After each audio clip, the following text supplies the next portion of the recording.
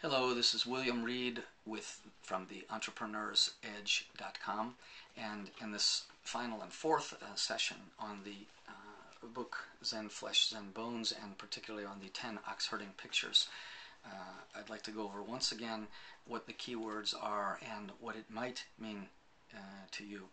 Okay, the first in the series is about searching for the bull, and search is really about suffering. Because if you're not suffering, you don't have a reason to make a change, you don't have a reason to find fresh information. One of the things that will stifle your search more than anything is actually thinking that you know. That's the most dangerous. So suffering in itself can be a positive thing because it makes you realize you do need help, and there is help available if you search for it. And then the second one is discovering the bull, and this to me is about decision, because once you've discovered, you think perhaps the answer is here, then you go after it with a vengeance. You just really study it, you read what you can, you ask questions, you make a decision to actually put your foot on that path. The third is perceiving the bull, and that is gaining a certain level of understanding.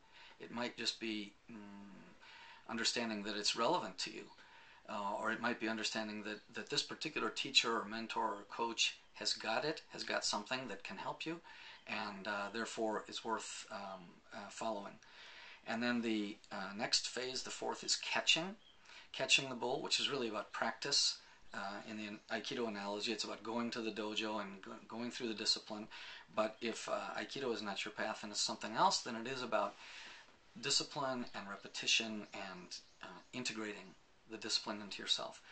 Then the fifth is about taming the bull, and taming is really about advancing or integrating the knowledge that you've gained so that it becomes not so much knowledge as knack, as getting the knack of doing something, so that really it's a part of you. And the sixth level then is riding the bull, which is integrating your knowledge into your daily life so that it just becomes a natural part of whatever you do, and when you're off the path you immediately know it.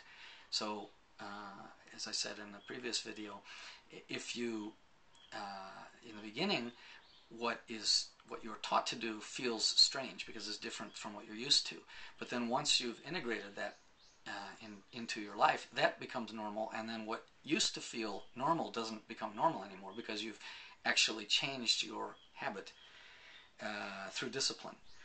And then the seventh would be transcending the process, which is finding applications outside of the technique or discipline that can take you further and make it actually much more useful.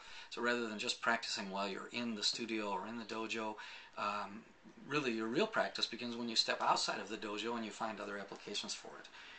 And then the ninth is transcending both the bull and the self, which is really learning to master what they call shizentai, or natural mind, natural body. And the ninth is then reaching the source, which is about mastery and appreciation of the depth, because there's no way that anyone can contain any teaching or message. This heaven is so vast, no message can stain it. So this is about silence and appreciation. And then the 10th phase is returning to society and sharing with the world. So find a way. This is not a linear process, by the way. It's not something that you do this phase for so many years and this phase for so many months and you keep moving and you eventually graduate. Because it's cyclical, as each picture shows in the woodblock series, it's something that is constantly happening in one sense at all levels. And whatever your chosen path, it's how you understand the essence of the 10 ox-herding pictures.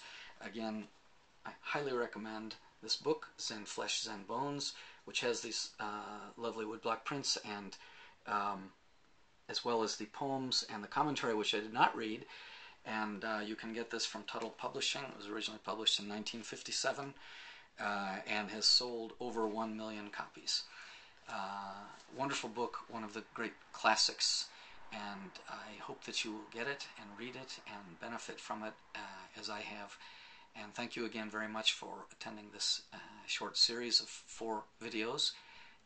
on the book Zen Flesh, Zen Bones, and particularly on the 10 ox herding pictures. This is William Reed from the Entrepreneur's Creative Edge. Thank you for joining me.